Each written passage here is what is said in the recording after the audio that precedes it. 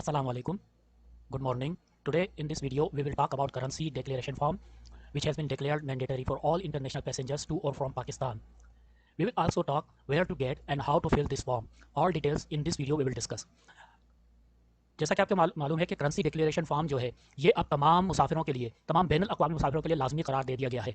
ये फॉर्म कहाँ से हासिल करेंगे और कैसे इसे पुर करेंगे, इसकी तमाम तफसीलात आज हम इस वीडियो में देखेंगे। The Civil Aviation Authority has made it mandatory for all international passengers coming to or moving out of Pakistan to fill out currency declaration forms under the regulatory requirements of FATF and hand them to the airline staff. Civil aviation authority ने पाकिस्तान आने वाले या बाहर जाने वाले तमाम बैनुल अक़वामी मुसाफिरों के लिए FATF की रेगुलेटरी तकाज़ों के तहत करेंसी डिक्लेरेशन फॉर्म को पुर करना और एयरलाइन के अमले के हवाले करना लाजमी करार दे दिया है। The passengers will be required to disclose all types of domestic and foreign currencies on the currency declaration form, which must be filled out before check-in for the flight. मुसाफिरों को करेंसी डिक्लेरेशन फॉर्म पर तमाम किस्म की मुल्की और गैर मुल्की करेंसियों को जाहिर करना होगा, जिसे फ्लाइट में चेक इन करने से पहले पुर करना लाजमी होगा। For inbound flights, the airline crew will distribute the currency declaration form during the flight to all the passengers, irrespective of their nationality. The said currency declaration form will be deposited at the customs counter at international arrival. जो पाकिस्तान आने वाली परवाजें हैं, airline का अमला प्रवास के दौरान तमाम मुसाफिरों को इनकी कौमियत से कतई नज़र करेंसी डिक्लेरेशन फॉर्म तकसीम करेगा। मज़कूरा करेंसी डिक्लेरेशन फॉर्म बैनुल अक़वामी आमद पर कस्टम काउंटर पर जमा कराया जाएगा। For outbound flights, boarding passes will only be issued once the passengers have deposited the currency declaration form at the customs counters. बाहर जाने वाली परवाज़ों के लिए बोर्डिंग पास सिर्फ उस वक्त जारी किए जाएंगे जब मुसाफिर कस्टम काउंटर्स पर करेंसी डिक्लेरेशन फॉर्म जमा कराएंगे। How to get and fill the currency declaration form. Currency declaration form कैसे हासिल करें और पुर करें। Number 1, airlines ticket booking offices, airline crew and the airport's special counters which are set up for distribution and collection of currency declaration forms. पहला तो यह है कि एयरलाइन के टिकट बुकिंग ऑफिसेज, एयरलाइन अमला और हवाई अड्डों पर खुसूसी काउंटर जो करेंसी डिक्लेरेशन फॉर्म की तकसीम और जमा करने के लिए कायम किए गए हैं, वहां से ये फॉर्म मिल सकते हैं। Number 2, I have also shared 2 links in the description of this video for downloading these forms both in JPG and PDF format. By clicking the links you can download these forms and fill in writing. दूसरा ये है कि मैंने इन forms को JPG और PDF format दोनों format में download करने के लिए इस वीडियो की डिस्क्रिप्शन में 2 लिंक्स शेयर किए हैं। इन लिंक्स पर क्लिक करके आप इन फॉर्म्स को डाउनलोड करके तहरीरी तौर पर भी भर सकते हैं। You can also fill and submit this form online. After that you can print a copy of it to deposit at the customs counter. तीसरा तरीका यह है कि आप इस फॉर्म को ऑनलाइन भी भर सकते हैं और जमा कर सकते हैं। इसके बाद आप कस्टम काउंटर पर जमा करवाने के लिए इसकी एक कॉपी प्रिंट कर सकते हैं। I will suggest that you better fill this form online and print a copy of it. मेरा यह मशवरा होगा कि आप इस फॉर्म को ऑनलाइन जो है वो भर लें और इसकी एक कॉपी प्रिंट कर लें। For filling and submitting online this form I have shared a link in the description of this video. By clicking this link you can directly access this form. इस फॉर्म को online भरने और जमा कराने के लिए मैंने इस वीडियो की तफसील में एक लिंक शेयर किया है। इस लिंक पर क्लिक करके आप बराह रास्त इस फॉर्म तक रसाई हासिल कर सकते हैं। If because of any reason this link does not work, then you can access this form through the website www.vboc.gov.pk. I have also shared a link in the description of this video for accessing this website. By clicking this link, you can directly access this website. अगर किसी वजह से ये link काम नहीं करता तो आप वेबसाइट के जरिए इस फॉर्म तक रसाई हासिल कर सकते हैं। वेबसाइट का एड्रेस है www.vboc.gov.pk। मैंने इस वेबसाइट तक रसाई के लिए इस वीडियो की तफसील में एक लिंक भी शेयर किया है। इस लिंक पर क्लिक करके आप बराह रास्त इस वेबसाइट तक रसाई हासिल कर सकते हैं। Now we will submit online this form and then we will print a copy for depositing it at the customs counter. अब हम इस फॉर्म को भरेंगे, ऑनलाइन जमा कराएंगे और फिर इसे कस्टम काउंटर पर जमा कराने के लिए एक कॉपी प्रिंट करेंगे।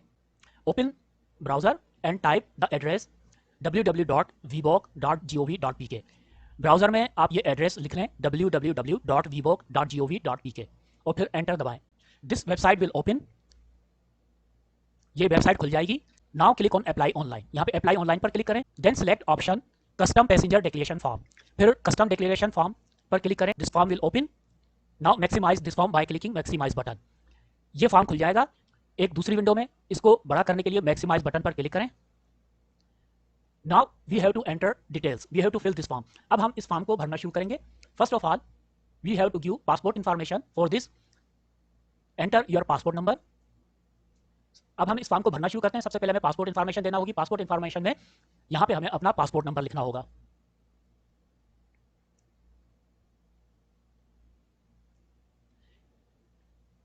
Enter your date of birth in day month year format here. यहां पे डेट ऑफ बर्थ के कॉलम में हमें अपनी तारीख पैदाइश लिखनी है।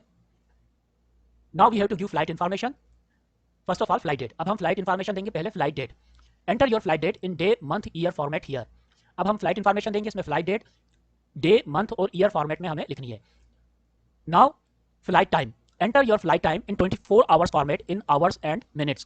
Here in this example I have written 18:30 which means 6:30 PM।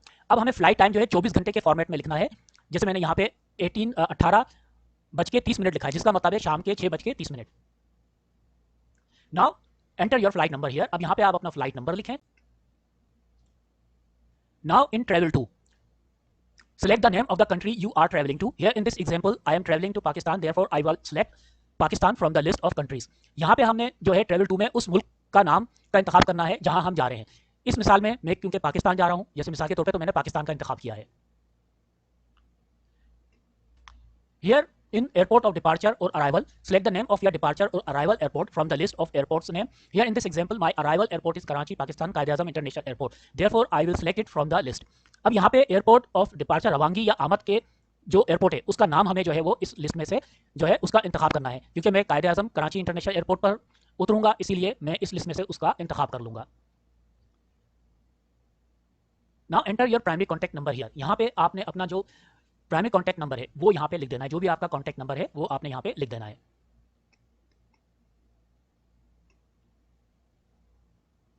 Now in personal information select your nationality from the list here। Here in this example I will select Pakistan।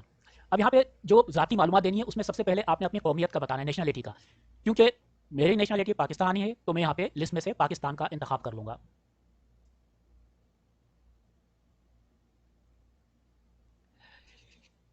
These three options, contact number in Pakistan, contact person, sponsor name and address in Pakistan, these three options will not be available if you select in nationality Pakistan। However, if you select nationality other than Pakistan, then these three options will become available, and then you have to write details। Then you will have to write contact number in Pakistan, you will have also to give information, contact person, sponsor name, address in Pakistan। अब क्या है कि अगर आप nationality में पाकिस्तान का इंतखाब करते हैं तो ये जो तीन ऑप्शंस हैं, कॉन्टैक्ट नंबर इन पाकिस्तान और कॉन्टैक्ट पर्सन, स्पॉन्सर नेम और एड्रेस इन पाकिस्तान, ये जो है दस्तियाब नहीं होंगे, आप इनमें कुछ नहीं कर सकते। लेकिन अगर आप नेशनलिटी में यानी कौमियत में पाकिस्तान के अलावा किसी और मुल्क का इंतखाब करते हैं तो फिर ये तीन ऑप्शन जो है आपके पास दस्तियाब होंगे, और फिर आपने इनकी मालूमात जो है वो यहाँ पे लिखनी है, यानी contact number in Pakistan, contact person, sponsor name और पाकिस्तान में जो पता है वो यहाँ पे आपने लिखना होगा।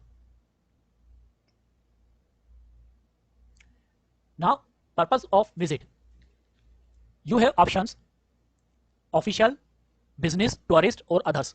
as I am coming for visiting my family, therefore I will select others here। अब यहाँ पे आपका आने का मकसद क्या है, यानी पाकिस्तान आने का मकसद क्या है, उसमें एक है ऑफिशियल यानी सरकारी किसी दौरे पे आप आ रहे हैं, बिजनेस कोई कारोबार की गर्ज से आ रहे हैं, टूरिस्ट यानी सयाहत की गर्ज से आ रहे हैं, या इसके अलावा कोई और है। अब क्योंकि मेरा जो मकसद है वो, क्योंकि मैं पाकिस्तानी हूँ और मेरी फैमिली वहाँ पे रहती है तो मैं उनसे मिलने के लिए आ रहा हूँ, तो इसीलिए मैं जो है अदर्स का इंतखाब करूँगा। Once you select others in purpose of visit, another box will appear down and then you have to write your purpose of visit। In this example I will write family visit। अब जैसा कि मैंने बताया कि क्योंकि मैंने others का इंतखाब किया था तो यहाँ पे एक और बॉक्स खुल गया है। अब यहाँ पे मुझे जो है जो भी मेरा मकसद है पाकिस्तान आने का वो यहाँ पे लिखना है, तो मैं यहाँ पे फैमिली विजिट लिख देता हूँ। Now here enter number of family members traveling with you। In this example I write 3 family members। अब यहाँ पे number of family members traveling with you यानी आपके साथ और कौन कौन लोग हैं जो जा रहे हैं, तो वो जो भी हैं, जैसे आपके जो है बीवी या शौहर है या बच्चे हैं, तो आपने जितने लोग आपके साथ जा रहे हैं उनकी तादाद यहाँ पे लिख देनी है। जैसे मैंने यहाँ पे 3 लिख दिए।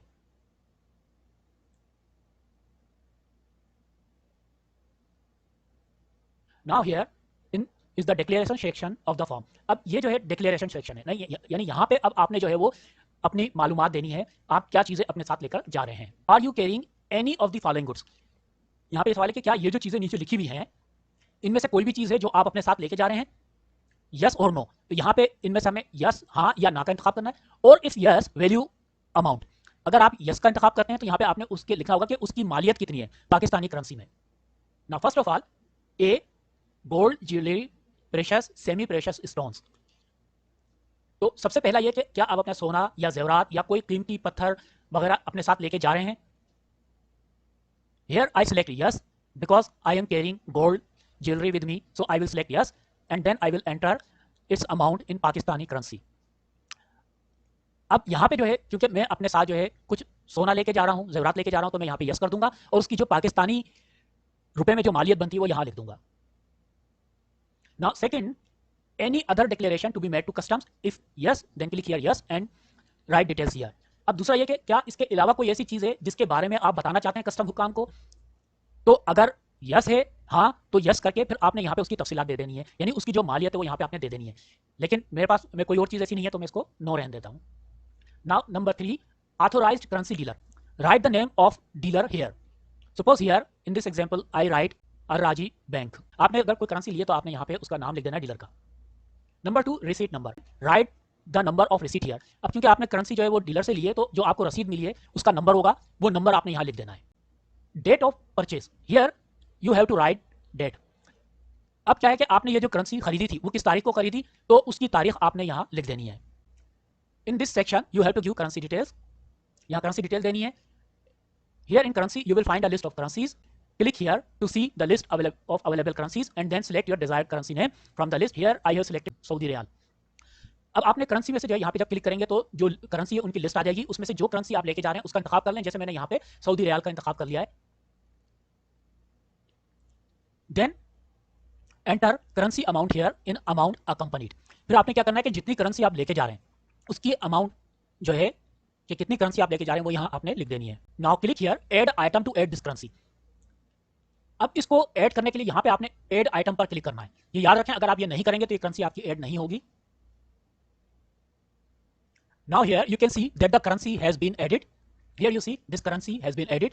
Here serial number, name, country name Saudi Arabia, currency name Saudi Arabian Real, amount accompanied 5000 and exchange in USD. अब यहाँ पे जब आपने ऐड कर लिया तो यहाँ पे आप देखेंगे कि ये जो करेंसी है ये ऐड हो गई है। सीरियल नंबर, कंट्री का नाम Saudi Arab, currency name Saudi Arabian riyal, amount 5000 और इसका जो USD डॉलर में जितनी बनती है वो अमाउंट यहाँ आ गई। If you want to delete, if you think that there is some mistake, you have made some mistake, then you can delete it. अगर आप समझते हैं कि कोई गलती हो गई, आपने जो अमाउंट डालना था वो सही नहीं डाला, तो इसको आप यहाँ से डिलीट भी कर सकते हैं और दोबारा उसको ऐड कर सकते हैं। If you have more currencies, then you can add them one by one following the same procedure. अब अगर आपके पास और भी करेंसीज हैं, यानी जैसे आपके पास सऊदी रियाल के अलावा और भी कोई करेंसीज हैं, तो आप उनको एक एक करके जिस तरह अभी हमने इसको ऐड किया था सऊदी रियाल को, तो ऐड कर सकते हैं। Here in this example, I have added 4 different currencies. You can also see their exchange value in USD. Saudi Riyal, Canadian dollar, United Arab Emirates dirham, Pakistani currency. And you will also see the currency symbols and then amount which you are carrying with you and then exchange in USD and then total in USD dollar. अब क्या है कि एक एक करके जैसे मैंने बताया कि आप वो जितनी करेंसी चाहे इसमें ऐड कर सकते हैं जो आप अपने साथ लेकर जा रहे हैं। जैसे यहाँ पे मैंने सऊदी अरेबियन रियाल, फिर Canadian dollar, UAD, United Arab Emirates dirham और पाकिस्तानी रुपए, तो ये सब मैंने ऐड किए थे, वो सब यहाँ पे ऐड हो गए। इसके अलावा इनके जो USD डॉलर बनते हैं यानी जो अमेरिकन डॉलर्स बनते हैं वो भी यहाँ पे आ गए और फिर उसके बाद यहाँ पे नीचे उनका टोटल भी आ गया। Now here instructions regarding import and export of currency notes and coins, foreign exchange, jewelry, gold and silver. For details, click here to see the details. अब अगर आप तफसीलात देखना चाहते हैं कि कानूनन आप जो करेंसी है, रुपए वगैरह हैं, जेवरात वगैरह हैं, वो कितने लेके जा सकते हैं, तो यहाँ पे जो लिंक है उस पर आप क्लिक करके उसकी तफसीलात देख सकते हैं। First, import of Pakistani currency notes and export of Pakistani currency notes. You can take outside and you can bring inside Pakistan. Pakistani rupees 3000 if you are coming from India, or 10,000 rupees if you are coming from any other country, or you are going from Pakistan, then you can bring or you can take outside 10,000 rupees.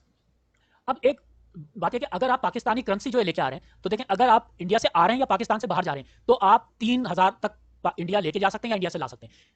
लेकिन आप India के अलावा अगर किसी और मुल्क से आ रहे हैं या पाकिस्तान से बाहर जा रहे हैं, तो 10,000 तक के जो पाकिस्तानी रुपए हैं वो आप अपने साथ ला सकते हैं या ले जा सकते हैं।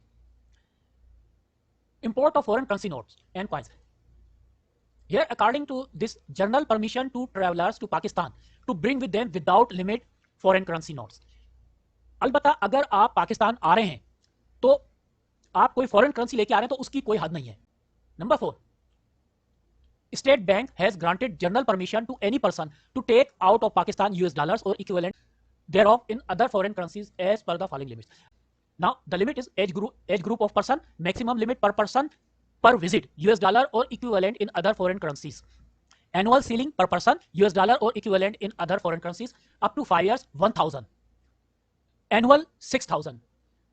From 5 to 18 years 5000 per visit and 30,000 in 1 year. Above 18 years per person 10,000. Dollar, US dollar, and in a year 60,000। अब जैसे बताया कि लाने की कोई लिमिट नहीं है फॉरेन करेंसी, लेकिन अगर आप पाकिस्तान से बाहर जा रहे हैं तो उसके लिए जो है वो लिमिट है फॉरेन करेंसी ले जाने की, जिसकी हद इस तरह है 5 साल की उम्र तक का जो है वो $1,000 जो है अपने साथ, $1,000 या उसके बराबर कोई फॉरेन करेंसी जो है वो लेके जा सकता है, और एक साल में ज्यादा से ज्यादा $6,000। अगर उस मुसाफिर की उम्र 5 से 18 साल है तो वो 5,000 जो है अपने साथ एक विजिट में लेके जा सकता है, और 30,000 जो है एक साल में लेके जा सकता है। जबकि जिनकी उम्र 18 साल से ज्यादा है वो एक विजिट में $10,000 या उसके मुताबिल फॉरेन करेंसी अपने साथ लेके जा सकते हैं, और एक साल में ज्यादा से ज्यादा वो $60,000 तक लेके जा सकते हैं। Disclaimer, I have declare that truthful declaration has been made. अब यहाँ पे ये जो है ना वो हलफनामा है कि जो भी मैंने मालूमात दिए वो सब दुरुस्त है।